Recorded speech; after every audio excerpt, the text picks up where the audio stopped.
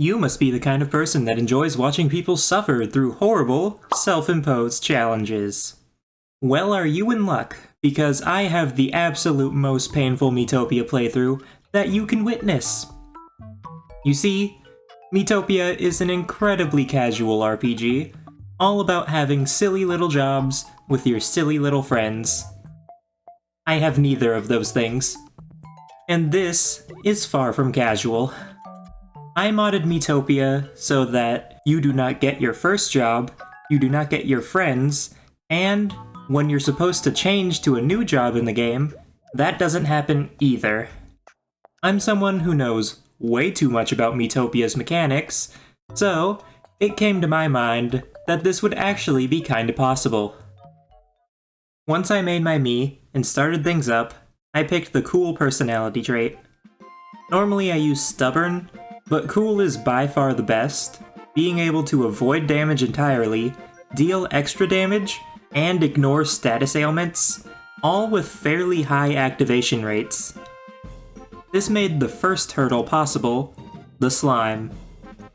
This boss is super easy normally, where even the mage can beat it without any magic, but this is a different case. I had no armor, no weapon, and the lowest possible stats, meaning even lower attack than the mage. The cool trait let me barely stay alive though, and kill the boss faster. After this came the hardest part, actually getting started. You see, the boss technically had higher stats than the normal enemies in the next stages, but the fact that they were in groups made things much more painful. Luckily, the game has this kind of failsafe where, if you lose the battle that you would normally get your first teammate in, you continue on anyways. I had very little chance of actually getting past this, so that was a good thing, especially since I couldn't actually get a teammate. After that, I had good enough RNG to beat the last enemy, so I gotta be done with the first stage, and that was great news. If I couldn't beat the last enemy, I was worried that I'd actually have to win the fight, where I definitely should have had a party member.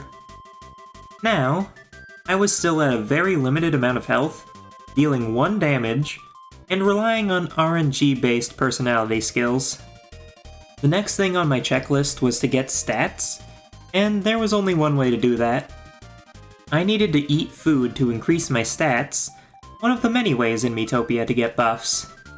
I'll go over the others later.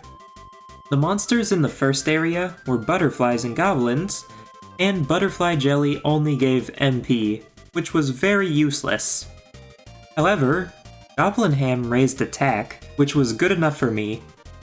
The only thing was that I had to beat 3 butterflies to get to the goblin in the first area, so instead I decided to go to the second stage. Here, I was able to sometimes beat the first round of enemies, which would have a goblin, and sometimes get a goblin ham. After that, I just had to run from, or lose the next battle, so I could come back and try to get another, because there was no way that I would beat the other enemies. After about 3 hours, I had raised my attack up to a whopping 12. It's not much, but it's certainly more than what I should have for going up against the butterfly boss. The only thing was that we still lacked health and defense, so we could easily die. Luckily, another one of those mechanics I mentioned earlier is the face saving system. With that, we gain more sprinkles for every 50 enemies that we beat, so we had to spare 30 HP to heal with. We just had to be sure that we didn't die before healing. After many attempts, I got everything to line up. First, I used an HP banana on my fight before the boss, to make sure that I didn't waste too many sprinkles. I couldn't use it during the boss battle, because I could only heal 10 HP with it, due to that being my maximum, and the boss dealt 12 damage in a turn. After that, it all came down to luck and sprinkles. I was able to dodge 2 attacks in the battle, using my sprinkles to cover for the rest of the damage. Once I used them all up, I was left at 7 health, and each attack did 6 damage. Thankfully, I got a good hit in with pressure point activating and taking out the boss. Now that we could finally move on, I met the Great Sage, unlocked a lot more areas, and most importantly, a new food item. Now, food is important. We established that. What I didn't tell you though, was that my Mii hates the goblin ham. The goblin ham is also the only means of raising a useful stat for us. Or should I say that it was. Now that we unlocked a new area, we got to go to the spot that had Cumulus, which dropped cotton candy. Cotton candy raises HP, which isn't the best stat, but still certainly very helpful.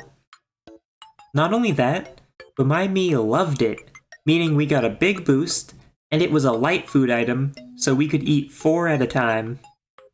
So with that, it made making progress much smoother, and life less draining for me. I actually had options. I could grind goblin ham or cotton candy. So very exciting. At this point, I was over 4 hours in, and we were starting to crank it up a notch. I didn't remember what the sauteed mushrooms did, so I went over there, got some, and they were just a worse version of the cotton candy. I pretty much did nothing but grind for a few more hours, until my attack and HP stats got around to the mid-20s. Do not be surprised that the main theme of this video will be many hours of grinding. Anyways, after that I decided to take on the rock boss, because it was both the easiest and most important. You see, chalk rocks boost defense, which is such an incredibly valuable stat. Since there's only one of me, I have to take all of the attacks and can at best only kill one enemy at a time. So raising my defense makes fights so much easier. However, this is a boss. I can only fight it once, but because of a niche little bit of information that I didn't know before, I could get more chalk rocks. You see, the roulette wheel has foods on it, we all know that, but what I didn't know was that it can only give you foods that you have eaten before. Now, not counting different rarities, I will have had 5 different types of food after eating this. So, while I was grinding and getting more and more game tickets, I could check to see if there was a fairly decent chance at getting chalk rocks. Before that though, I had to actually get the food. The boss was pretty tough. It had some side enemies with it, so of course that meant that I had to deal with extra damage output from them, so it took quite a few attempts. In the end though, enough stats and luck got the job done. Anyways, I went to see how hard it would be to get into the cave, but yeah, no. I couldn't beat the mouse boss, so back to the grind it was. I got my stats up a bit more, and got lucky on the mouse boss. I cannot stress enough when I say that the hardest part was dealing with the smile shrooms and their laughing status. Since I'm the only one, I have no safe spot, so I have to waste turns to take the hits. After a bit more grinding, I tried to take on the cave again, and beat the banshees, but we had a problem. So, each of these apple jellies did 8 damage, which was quite a lot. A situation like this is exactly why I need defense, because raising my health can only do so much. If I lower the damage they do by even 1 point per hit, it adds up so much. Since I had absolutely no way to deal splash damage at this point, all I could do was raise my stats and my sprinkles. I went to devour more clouds and goblins, got bored, opened up a pack of Pokemon cards that I pre-ordered. Oh yeah, I dyed my hair too. Since I had so much gold that I couldn't spend on armor or weapons, because I don't have a job, I had a good HP banana stock, and HP bananas get stronger after you eat a few of them.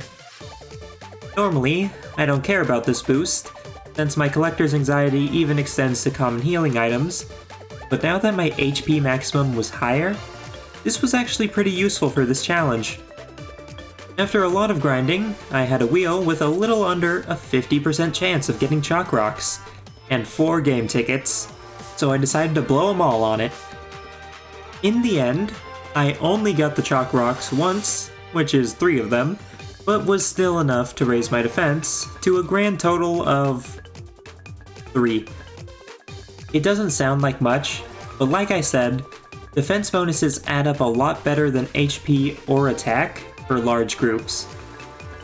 I went to get more attack to better handle the banshees in the cave, and more health for overall survivability. I then started to make my attempts at running this gauntlet, because it not only had the banshees and a swarm of apple jellies, but a third battle that had both, and a cumulus. While I was doing this, I got some banshee tears as well, which is actually valuable. You might be asking, why would a magic raising food be helpful?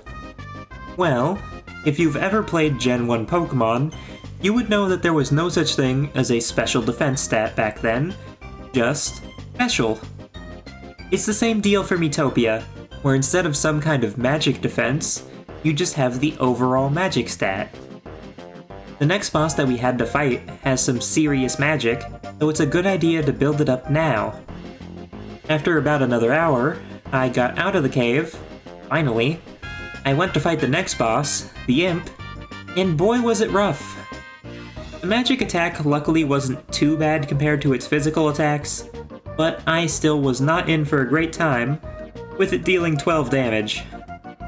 There were also 4 apple jellies in the fight, which I could easily kill, but they would still deal me around 70 damage alone before I could get rid of them all. The crazy thing is though, my personality skills acted up a lot this battle. With that, combined with 240 HP sprinkles, I actually managed my way through the boss, on the first attempt no less. I happily accepted my reward for this, which was 3 sharp stew, but also something even better. The horse. While you can't control when it lets you use it, the horse has skills that can be used, which gave me more options than ever. Something I learned about the horse though, it sucks. Okay, that sounds a little mean. I'm sorry, horse. But yeah. The horse skills are based on the horse's stats, which are tied to the friendship of the person using the horse skills. This is cool, but its stats are pretty low in general, and not to mention the fact that mounted attack uses the stats of your weapon in its calculations. So yeah. There's also horse whispering, which requires you to have a job to use properly. I found out that if you used it without a job, it just skips your turn. What is useful though, is Snort. This does an AoE attack, which is great because it's my only way to really deal with large groups. Not to mention the fact that it's a magic attack, so moles and stuff can't dodge it, but it was still pretty weak. The Wandering Gourmet gave us some cheesecake, which was amazing. This raised almost every important stat to us, including defense and speed. Anyways, the king got his face stolen, and we opened up the rest of the area. Instead of going straight over to rescue the king, I went to the Arid frontier and grinded for a bit. The reason for this is that there's areas that are exclusively defense boosting foods, and I just had to take advantage of this. I spent my time getting the core stat that we've been missing, which would make things way easier from here on out. Not only that, I got faces, speed, and friendship with the horse. Now, not to mention anything big that happens, but I'm just going to say that I never got a single horse outing ticket, so all of my horse friendship is purely through grinding. The grind was a little slow at first, but it was nothing that I couldn't handle. As a side note, I got a ton of HP bananas during this, because if you didn't know, the roulette wheel gives you 10 HP bananas as the golden prize if you have too high of an armor level, or, in this case, can't get any armor. I also didn't mention that the gold chests have literally nothing inside of them.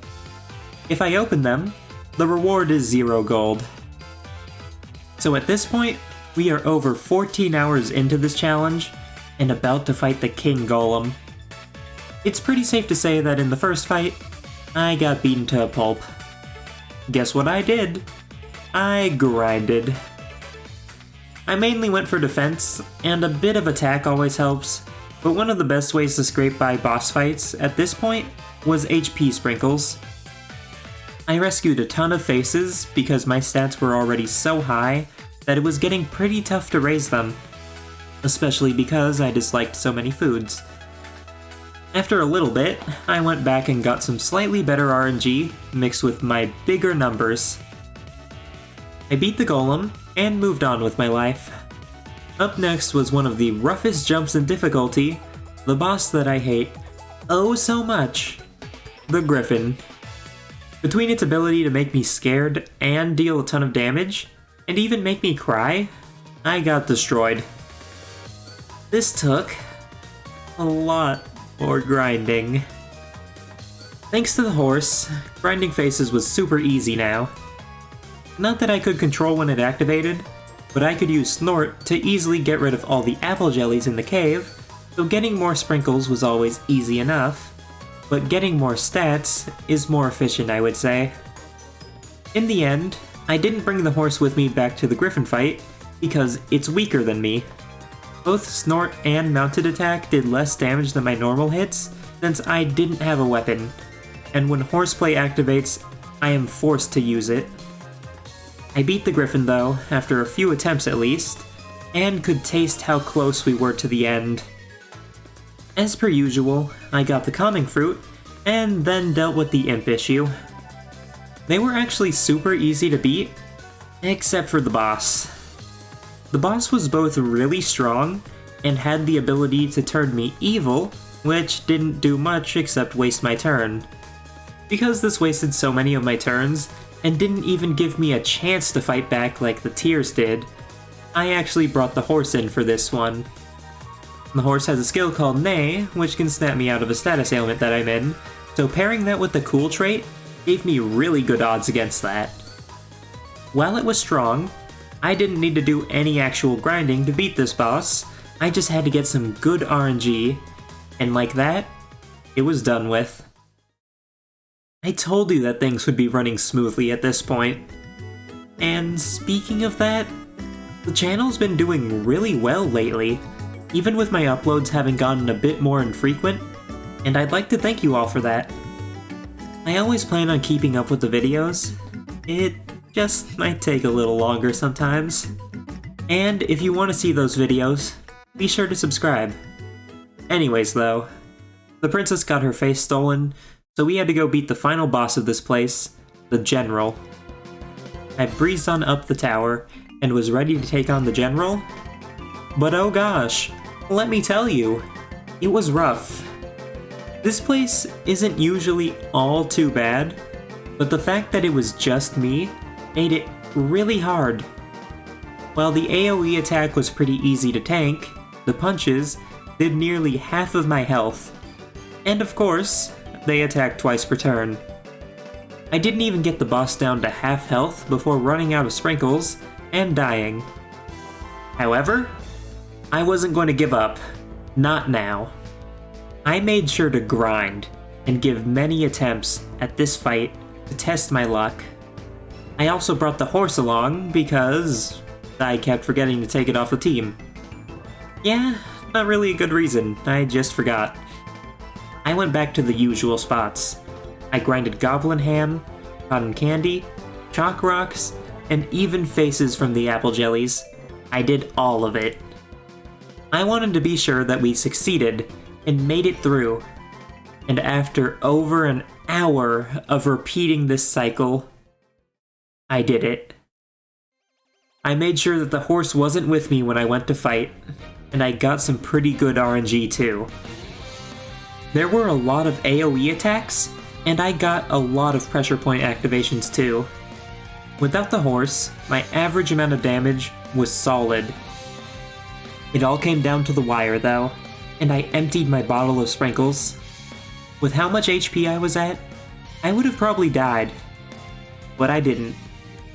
I hit the General, took it out, and rescued the princess, beating the final boss of Greenhorn. And just like that, we were able to set off to next door. Or so I thought. You see, there's the final level that gets unlocked for Greenhorn, which is pretty much a victory lap. But since it was only jobless old me, it was different. The fights were actually kinda crazy, and I did not have an easy time doing them.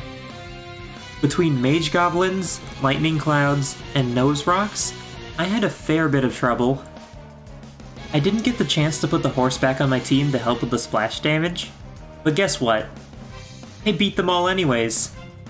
That's right, I beat the area, progressed to the point where I would normally get the party kidnapped and my job reset, and the game crashed. I made a small typo in the mod, but I fixed it. I went through the area again, and totally didn't die on my attempts, and made it back to the inn again. This time, everything played out correctly. Maybe a little too correctly. Apparently if a cutscene that only has party members plays, and you don't have any party members, it replaces them all with a warrior of the guest A me. Yeah, I didn't think that the guest me's existed anymore either. But yeah, I stayed jobless, didn't get any new party members, and the game remained stable. With that, I'd say mission accomplished. I beat Greenhorn without so much as a job or even a friend to my name. Now that you witnessed my suffering, I hope you liked it. I'm going to be honest. In terms of Miitopia, I'm running out of ideas, so why don't you chip in? Tell me some funny little ideas that you have, and I might do them if they're possible. Or you could even suggest things for me to revisit, such as beating the entirety of Miitopia jobless. But yeah, thank you for watching, and again, I hope you enjoyed it. With that all said though, I'll see you all next time. Goodbye!